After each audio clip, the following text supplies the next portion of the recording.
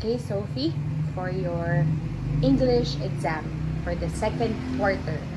Um, in the second quarter, you started with The Hobbit, right? Hmm? It was it was only this quarter that you started with The Hobbit, and then you also read Les Mis, English version of Victor Hugo's Les Mis. Yeah.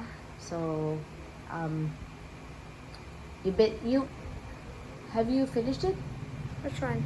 Les Mis? The whole book? Definitely not. Okay, but that's I'm gonna ask you some parts of it, okay? Okay. And then what else?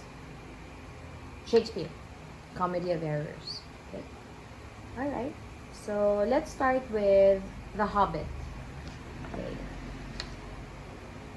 Tell about Bilbo Baggins. Describe how he looks like and say something about his personality. Okay. One thing I can describe about him and his personality, he can look like what he feels like. He can look bashful because sometimes he embarrasses himself in front of others. And is not very adventurous at first because in the book he's very hesitant to join the others. Yeah. He's very he doesn't like to go out. He wants to stay inside. A very simple, oh my god, I just want to relax and stuff. He's that kind of person. He's like, oh, I don't want to go with you guys. Just have your Sounds own like me. adventures. Yeah, it kind of sounds like you. Okay. It kind of does. Okay. And he's part of the ancestry of the Tuk family, I think. Yes, of the Tuk family. But one of them married one of the but some of the people from the Baggins family, and that's how he became Bilbo Baggins. Mm-hmm. And so yeah, that's how he looks like. All right. Um, describe the events that led Bilbo and the dwarves to encounter the trolls. Are you already there? No. How does the group end up in the trolls' camp? Not there yet? No. Okay, alright. Narrate the arrival of Gandalf and the dwarves at Bilbo's home. How does Bilbo react to their unexpected visit? I don't want you here. I don't want you here. Who are you? He was also very annoyed because they were very demanding. He's like me when it comes to hosting. If they don't, they're very demanding. They're kind of freeloaded upon him. Okay. Yes, I'm not even exaggerating. They freeloaded on him. Okay. Like they asked him for like food without the please. Like they would hang their coats and say, "Oh, I guess the others are already here." Like they would just hang their coats and say, "Like thank you for doing this for me," and then he'd like they let themselves in without waiting at the door and without waiting for Bilbo to say, come in, come in. They just went inside and hung their coats and then built. So when Gandalf finally came, I was very annoyed by the time. But when he first, are you talking about when he first saw Gandalf?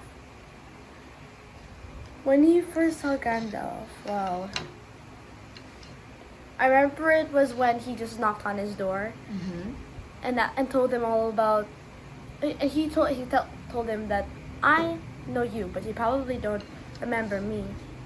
And so he said, "My name is Gandalf." And then Bilbo suddenly remembered him because Gandalf was so well known around the place because he was very adventurous, and he did a lot of things that would amaze anybody, like something that would put up a show. Just how Bilbo knew him so well. Why? Who is Gandalf? He's a Why- wizard. A wizard. Yes. But like, you could say how he is. You know how he's so well known because he's a wizard. He can perform a lot of things, but most of them are real. Oh. Um. Wait. Yes, baby. Excuse me. Okay. Um. Have you reached the part of Rivendell? Huh? Rivendell? Right. You put water. I can't recall that. Okay. It's alright. Okay. Next. Choose one dwarf to describe. Describe how he looks and what his personality is. Since I already talked about Gandalf and Bilbo, let's say Thorin, Oakenshield. Mm-hmm. So he's also a dwarf, Yeah. and he's very well known. Very well known around the place, and so okay. So he has a beard that is inside of his belt, and he wears like a cloak. I forgot what color the cloak was, but he does smoke rings, like it goes like, and so yeah, smoke rings. He blows smoke rings. And what I can remember about him was he was like a storyteller. He was much of a storyteller and was a big part in the group. It doesn't say much about how his personality is yet because all he does right now in the part that I'm reading, he just talks a lot and provides them with information. So maybe you could say he's informative right now.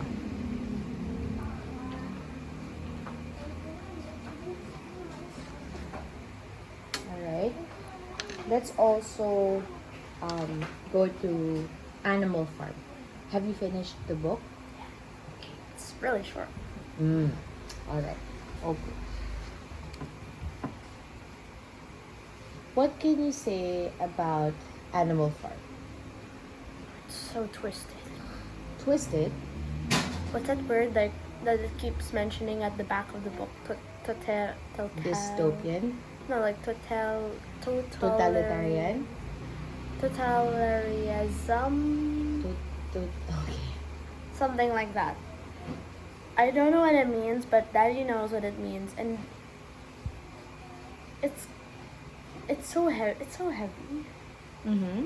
Not like the book itself, but like the story, because it talks about a leader named Napoleon. It's a pig, not the actual Napoleon guy, not Napoleon Bonaparte, but that's the name of the pig. He expels his co-leader, Snowball, even though at the start of the book, George Orwell convinces the readers that Snowball is good, but later in the book, they say that Snowball was bad and actually had, like, dealings with Mr. Jones, the human, he was a human, and they hated humanity. But at the end,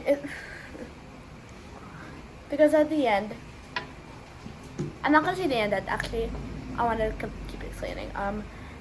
Snowball made them have a lot of success, and then was expelled.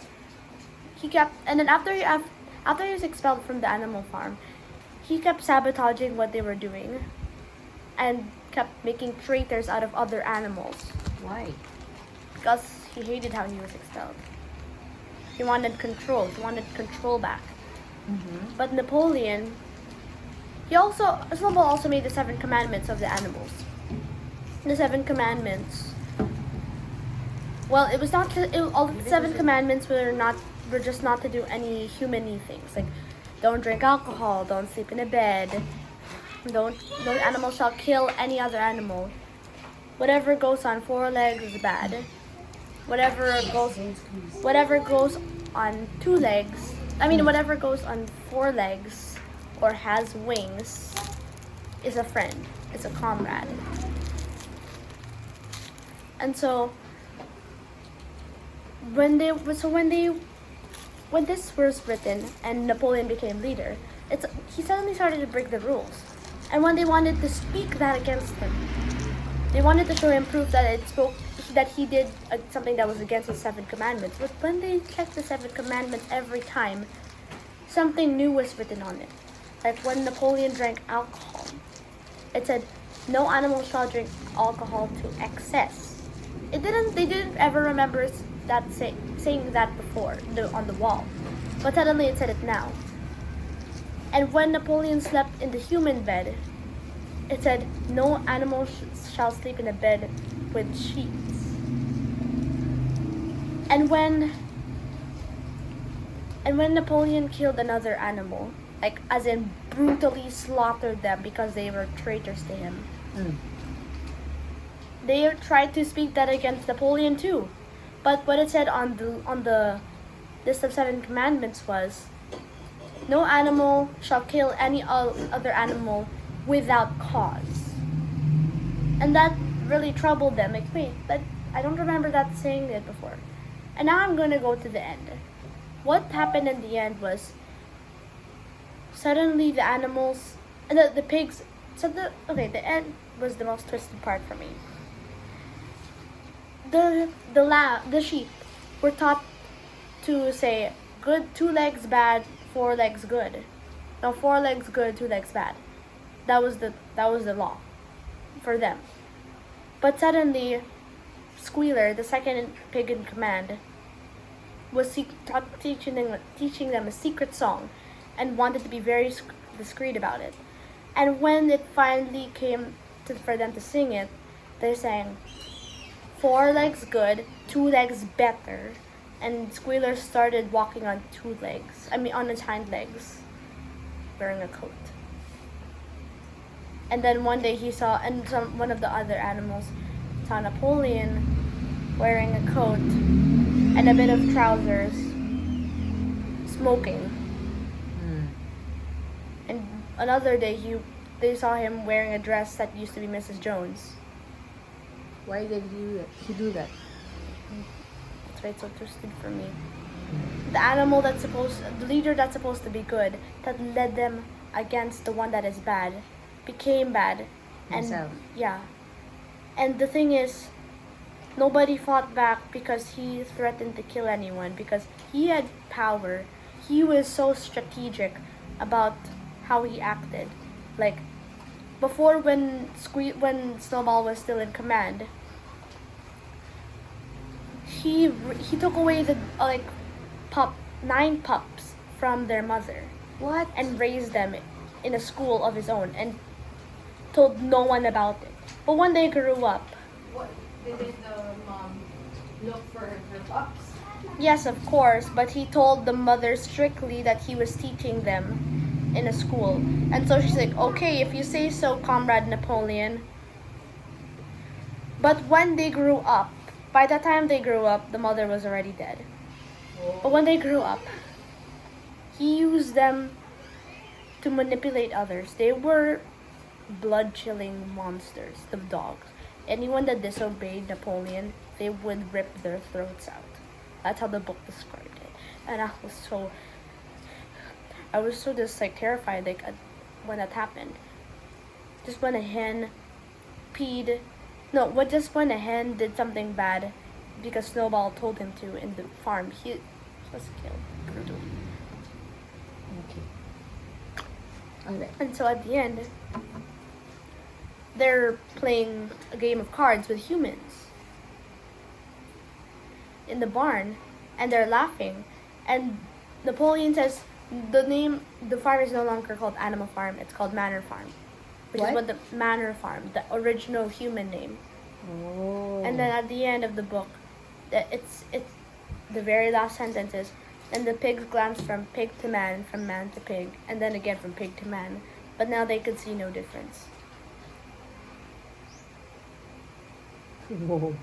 That's so loaded, huh? Yeah. Because the start of the book is supposed to be about a rebellion. And now it's not at all. Okay.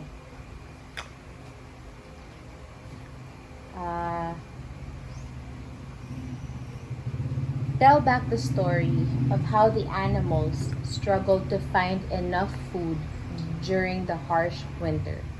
What did Napoleon and the other pigs do to hide the truth about the food shortage? They didn't call it what do you call it, reduced. They used the word readjusted to make it sound positive. They didn't say the food the amount that all of you are eating is not reduced. It was just readjusted. And the unfair thing about it was the pigs were getting the apples and the milk, While not a lot of the animals.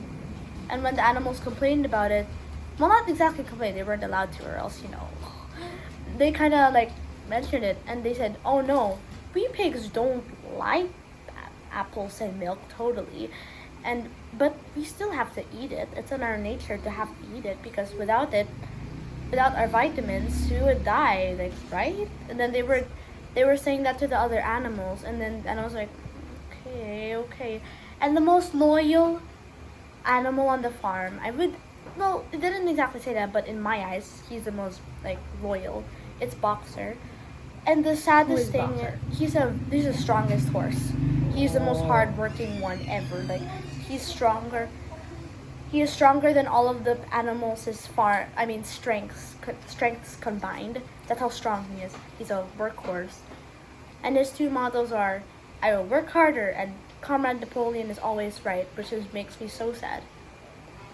Like, he's like the most loyal, but he's loyal to the wrong person. Get it. Okay. And sadly, he dies. Alright. What about in King Arthur?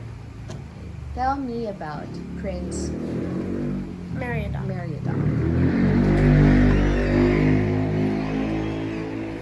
Okay. Prince Meriadoc is the Prince of Cambria. Yeah. He's the Prince of Cambria. And he had a sister named Orwen. Okay. He had a sister named Orwen. And they were taken away from their parents.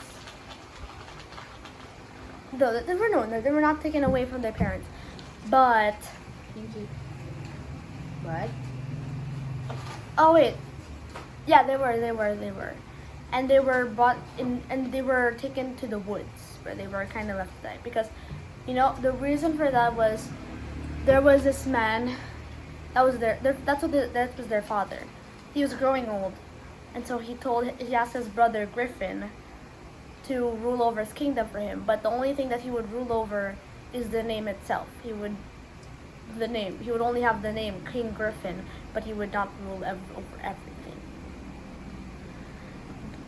And so Griffin was very loyal and good at first, but evil evil men came to him and told him to kill his brother, so that he could actually be able to reign himself. And then a few years in the future, when the children are growing older, Meriadoc and his sister, the evil men feared that Griffin would lose reign, because they're the heirs. Meriadoc is the rightful heir to the throne. So they coaxed Griffin to say and told him, kill the heir. And so, but when they told them to, their foster parents that took them in when their parents were not there for them anymore. Because Griffin did kill their parents, but the foster parents of Meriadoc did not want to let them go, and so hid them in a cave and raised them until they grew up. But when they grew up, they were taken away from each other. Foster mother with the daughter, and foster father away from the son. And so the foster son away from the son, yes. Orwen, which is the name of Meriadoc's sister, was taken away by the King of Ireland, but they fell in love with each other and then got married, And then so Orwen stayed in Ireland with her new husband, as long as the mother, with the foster mother, while the foster father went to look for Meriadoc, who is now older. But when he found him, he was a page, he was someone that worked at the palace, but he was so well shaven that he did not recognize him at first. But when Meriadoc came and hugged his foster father in his arms, he realized that, oh, this is you, Meriadoc. And so he said, okay, you're going to reign over the kingdom with me. But then the foster fathers remembered that that they were taken away from their parents, so Griffin's secret was exposed. And so he was executed and killed for his crimes. Yes. Oh. And then so Meriadoc became the rightful heir to the throne. So when he went to King Arthur's court one day, because he was called to, there was a reason, because King Arthur... Oh wait, no.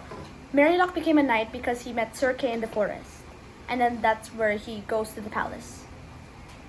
That's why they're at King Arthur's court. You know how I said Meriadoc is someone that works at the palace? That palace is King Arthur's palace. Mm-hmm. So that's where they live now.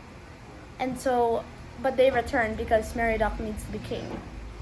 So, yes, and so back to the point. King Arthur calls Meriadoc because he needs Meriadoc to help him. The thing that he needs help with is when King Arthur was riding in the Black Forest, he came across a black knight that told him, bow down before me and say that this Black Forest is my property. Yeah, my property. And then King Arthur said, no, but this forest belonged to my father in like generations before. Why are you saying this is yours? And then he said, what did I just say? You're not answering my question. And with that, King Arthur became very mad because he had the audacity to say that to the king. And so he said, no, this is my forest. And he said, what will you do to claim it? And then so the Black Knight said, okay, you want this. And then so he said, let's have this. For 40 days, each day I will battle a knight that you send. And if I defeat the last knight on the 40th day, then this forest is mine. Who said who? The Black Knight. And then so the King Arthur's like, okay. But when he did, all 37 of his knights fell. And so there was only like 3 days remaining.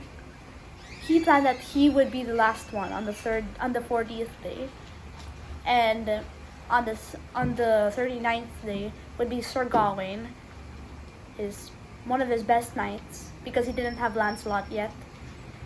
And Sir Kay, his brother, but not actually his brother. It's like a foster brother, you could say. But when it was coming to be Sir Kay's turn, Meriadoc begged Sir Kay to let Meriadoc take his place. And then he asked Sir Kay because Sir Kay was the one that knighted Meriadoc. And then so he said, but what happens if you fail? Sir Kay said. And he's like, I'm not saying that I'm expecting you to fail. Just like, what if you do? This is your first battle. And then Meriadoc said, come on, have faith in me. I want to do this. And then Sir Kay said, like, okay, I really hope you don't do bad in this battle. But amazingly, Meriadoc did amazingly well and claimed the Black Forest for them. And so the Black Knight swore allegiance to Meriadoc. But even more surprisingly, and then King Arthur said, "Oh, thank you, Meriadoc. Thank you for doing this for me. I will give you anything that I will let you do anything you wish." And with that, for some reason, Meriadoc gave the Black Knight the Black Forest. Okay. But even though this kind of frustrated King Arthur, like, oh, all those 40 days were all those 38 days. That's were what I was nothing. thinking. He said, well, I did make a promise to Meriadoc that I would let him do whatever he wants, so wasted. But at least he had now a knight by his side. And then coincidentally, there was a white knight that claimed to have a white forest, and then told him the same circumstances, and Meriadoc defeated him. And then another came called the Red Knight of the Red Forest, and then came to him again, and with the same circumstances, as if it was on purpose. And then he defeated him, and so now he had 3 knights at his side that swore allegiance to him until death. Okay. So what are the names of these knights? You don't say their They names. they just have colors. Yeah, black, white, red knight. Red, the blood of ages past. Okay, sorry. Which leads us to the next book. Wait, I'm not done. Oh, okay, It's not a, done. it's hard. It's really long. It's really long. Okay. Try to be concise. They try to help a man that named King of Elemeni, and he has to fight against a person named the Land of No Return because he has the daughter that took his daughter away, the king of that Lemoni's daughter, and she was taken away by the other king, and so he sends King Meriadoc and the others and the other knights to fight against him, and so they fight against him, and then they can't find him because they're stuck in a haunted forest that is haunted apparently, and then they find a castle that is not actually a castle, and it's actually an illusion apparently, and then they come across another Who was castle. doing the illusion? Some woman Mm-hmm. that looked for Meriadoc a long time, but her servants are so weird. Like one of her servants did this to Meriadoc when he asked the servant something, and he was like, what? I was like, This is scary. yeah. And then Were you scared while you were yes, reading I it? was so scared. Like, what are you doing? And then it said, and he opened his mouth as wide as the devil would open his mouth to gobble you up. And I was like, okay, like, to devour you. I mean, and I was like, okay, let's get out of here. Which was the exact same response of Meriadoc, and so he called all his other knights to go back with him out into the forest. But when they went back into the forest, as I said, they saw another castle. But that castle, one of the knights said, was the castle that if you enter it, you will not come out without being so ashamed of yourself, and you would not know why, and that would make you even more ashamed. And so Meriadoc said, okay, you can all go in there, but I'm not going in. The reason why they all wanted to go in there is because it had a raining, pounding thunderstorm in there. And so that's the end of my... That's where I ended. Okay. Alright. Next. The English translation of Victor Hugo's Les Mis. What led you to read Les Mis? To start reading it? What piqued your curiosity? I mean, it's not part of the book list, but It's like a free it's a good, yes, it's a free read. But it's a very good book. A very good book. How did you end up reading it? I heard about the story from you because you love Les Mis so much. You're like, when my cousin, like, she was like singing along with you, and then you're like, oh, it's about this, it's like at first it's about a man named Jean Valjean, and he's like a convict that takes care of a poor woman's daughter when she dies, and she's very wretched because her lover left her alone and when at the best part of her life she gets tuberculosis and then dies when someone finally offers to make her rich and happy, because Jean Valjean, after becoming a convict... Who? Jean Valjean. Okay. He was a convict for approximately 20 years, but it's actually 19 years. He becomes mayor after 8 years, and then takes in Cosette, which is the name of that poor woman's daughter. Her name is Fantine, the mother. And then she dies. And so Jean Valjean raises her up to be a beautiful girl. And she does. And she also is learned because she is taught by the sisters in the convent. And he lives with a man named Fauchelevent, and Fauchelevent. And the reason and how he convinces everyone that it's normal that Jean Valjean is living with him was because Fauchelevent tells everybody that Jean Valjean is his brother. Oh. Yes, that's what it says in the book. That's what he's like, oh no, they're like, oh, why is that guy with you? Why is he suddenly living with you? And he's like, no, he's my brother, that's why. And like, oh, okay. That's why it wasn't so suspicious. Because they said that, oh, he's my brother. Mm-hmm. He wasn't actually, obviously. Fauchelevent was the man that Jean Valjean saved after being almost dying up under the weight of a crushing cart. Yeah. And then there's this man named Marius who marries Cosette. And he is a college student that joins in a.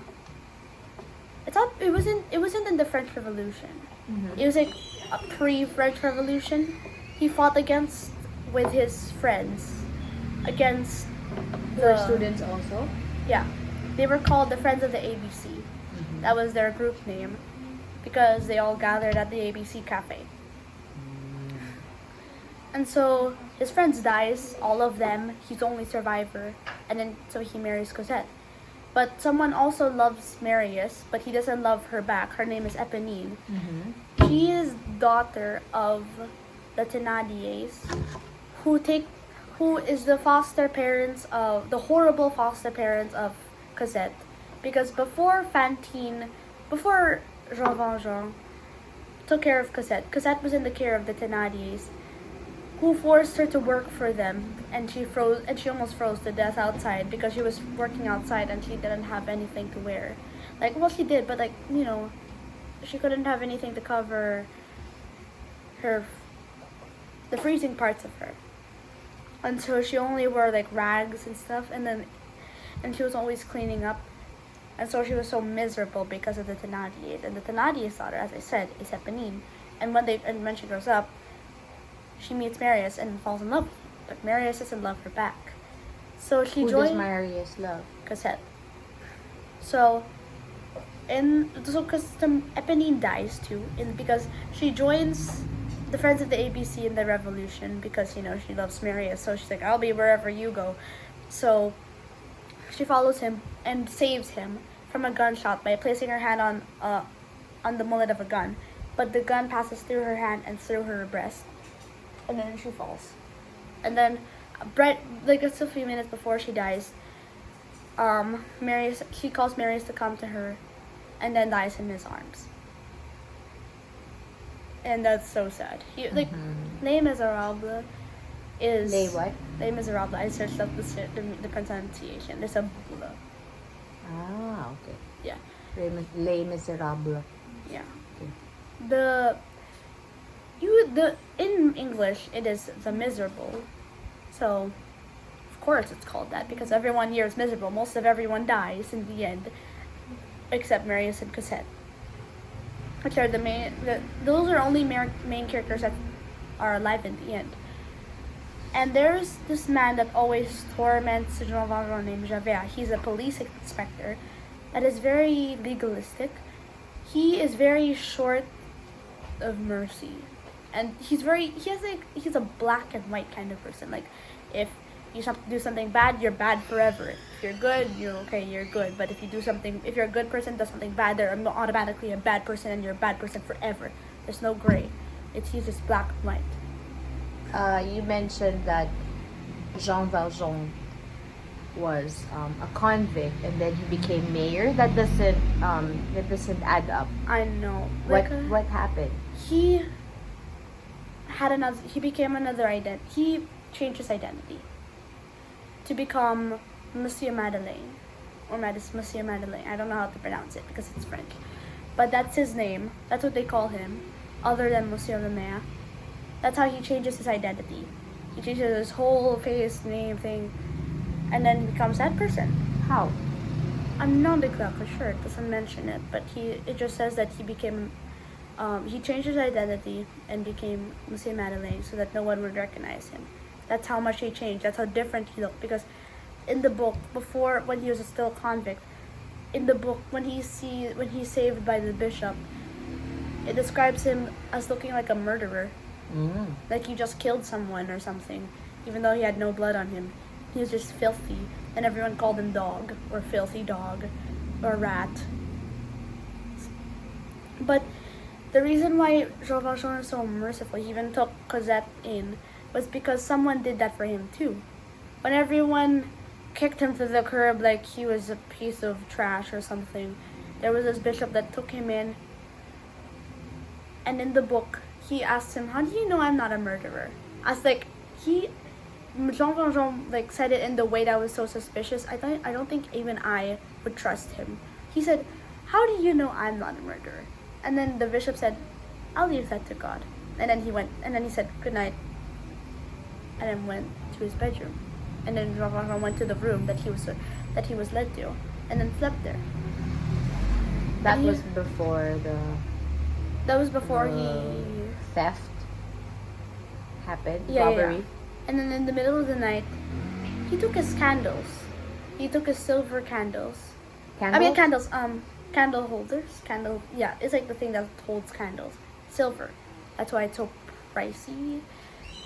And when he steals it, he runs away, but is caught by the police. And when the police reports it to the bishop, he said, "No, I gave him this." And then Jean Valjean was like, "What? Wait. What did you say?" And then he said, "Yes, I gave you this. I even gave more." And then he's like, "More?" He was so like profound at this. Like, I can't believe this man did this to me. And he was so amazed. He was so amazed at this. And he said, this love and mercy is so unfathomable to me. I just have to share this. I can't keep this to myself. I've seen other people that need it so much more." And so he did the same for Cosette, and saved Marius as well when Marius was about to die. Mm-hmm. And he saved Marius by hiding in the sewers and met Mr. Thénardier, who stole Marius's ring. And when it was the wedding, so at the end, when Marius and Cosette are already married, Jean Valjean says to Marius, "Marius, I'm going in a place that is far away. Please don't tell Cosette that where I'm going. It will break her heart. And do not tell her about my past." And he tells Marius about his past, but it's not the truth. He tells Marius, "Believe every single bad thing you want to about me," because one of the things that he told Marius that was also not true was he told Marius that he killed Javert. Because the reason why Javert kills himself in the novel was because when in the revolution where the students fight against the French soldiers, Javert comes to them as a spy and then is discovered, and so he is tied up. But Jean Valjean saves the friends of the ABC when another scout tries to attack them, and Jean Valjean spots them and shoots him. And then so they all trust Jean Valjean, and he says, "I need one favor." And then they're like, "Yes, what is it?" And they're like, "Can I kill the guy in there?" Because he knew that it was Javert. And then so he said, "Okay." But Javert noticed Jean Valjean, and he said, "Oh, it's you. You've been waiting for this moment your whole life, haven't you? How right you should kill with a knife." And then, but when he looked like he was about to kill Javert, he untied him. Instead of stabbing through his stomach, to kill him, instead of cutting through his stomach, he cut through the rope that tied him up and said, "Go, get out of here."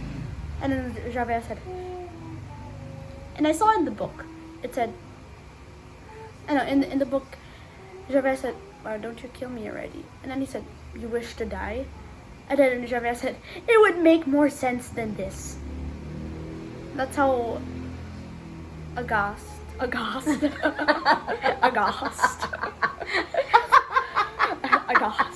yes. Okay. I'm remembering it from the song, aghast. Okay. He is. So he can't fathom it, but he doesn't take it in like how Jean Valjean takes it in. Like, "Oh, I have to also spread this with others." No, he was different from him. Instead, he's like, this doesn't make sense. And he started instead of admiration, because in the book I read his thoughts. It was 4 pages long. His thoughts were he hated his confusion, because what he was starting to build up in his mind was admiration for a convict, because he suddenly looked at him as a man of mercy, but he was bad. How could someone? What did he do that was so bad that landed him in prison for 20 years? He didn't do anything so bad. He only stole a loaf of bread. For His sister's son, who was? sick and dying. And he was landed in prison for 20 years. 20 years. And it's actually 19, but 20 years approximately. It was actually originally supposed to be 4 years. No, 5 years. Yes, but He tried to escape 4 times, and that added more years to the amount that he was supposed to stay. And so that's 19 years. Then he finally was released. After the 19 long years in prison, even he's in the book, but he is mourning about how bad his life was to the bishop. He said, even the dogs are happier. Even the dogs that are dying in the street are happier. That's how miserable he said he was. He was so he was even tearing up in the book. He's like, and that for a man, it's so wow.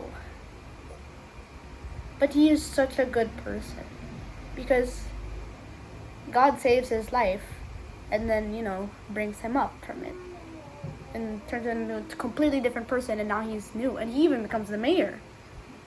That's how much it hit him. Just one simple good act of kindness out of all those years, those 19 years of torture. There was not a single second of kindness, a single act of kindness that was shown to him. And one in all his life, after 20 years, more than 20 years, when he went to the bishop's house.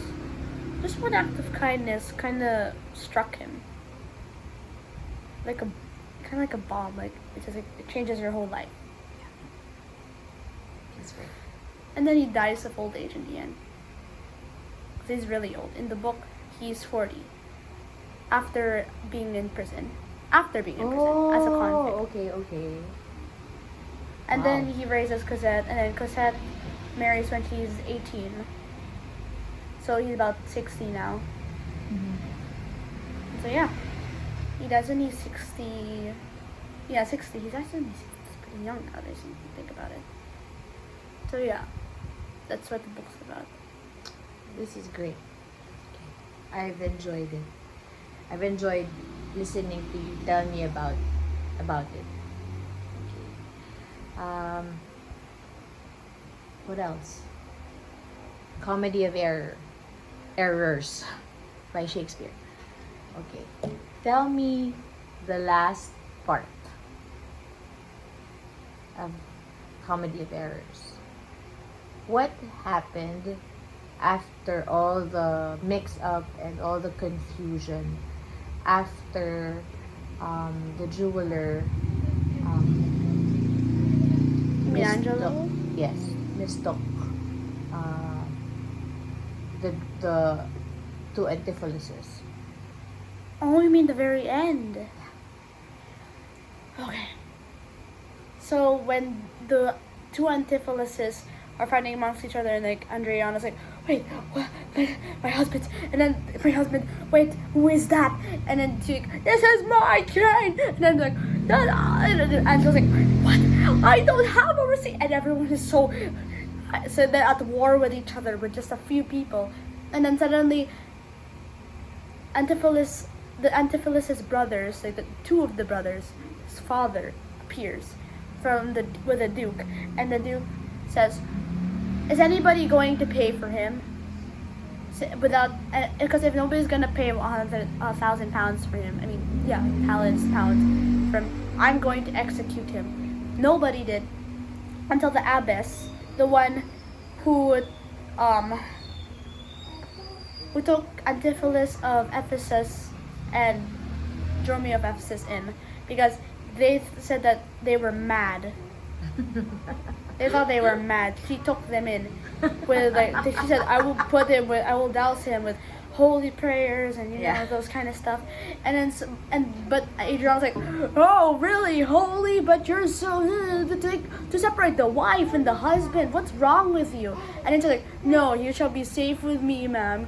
And then so she took him in, and Adrian was very angry. But when she saw them, when they saw that Antipholus and Dromio was out, but this was actually Antipholus and Dromio of Syracuse, not Ephesus. That was not actually Adriana's husband. Then Adriana and the crowd that was with her was so shocked. I thought. Then they looked at the abbess's house. And I was like, I thought you.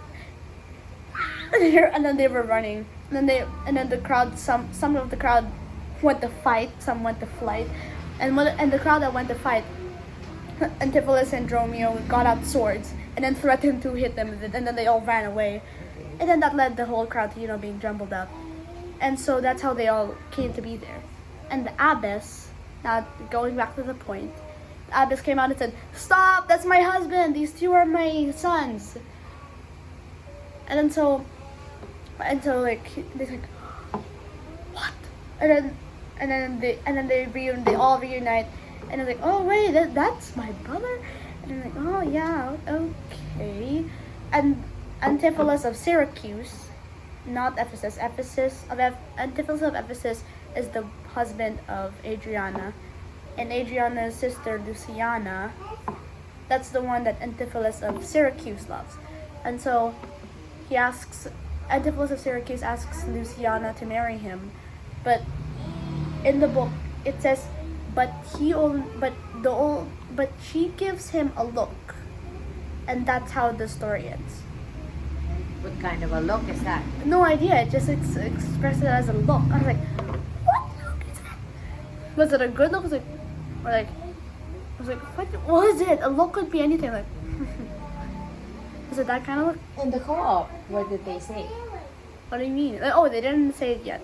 It ended at when the Duke said, who will pay for this map? And then they're like, okay, that's it. They were like, yay, cliffhanger. Okay. This this week is probably gonna be the last. Yes. It will be the last. But I already read the end. So I was so awestruck, like, whoa. Yay. Did you like it? Yeah. So confusing, but I finally got it. Okay. All right. I had to read everything twice. Why? Because it's so confusing. Actually. Yeah. Yeah, but I didn't actually mean to read it twice. They all explained it twice. Like, I would read it once, then they would explain it to me another time, and that would be their first time. That's okay. Yeah. Okay. All right. That's it. Thank you. Thank you.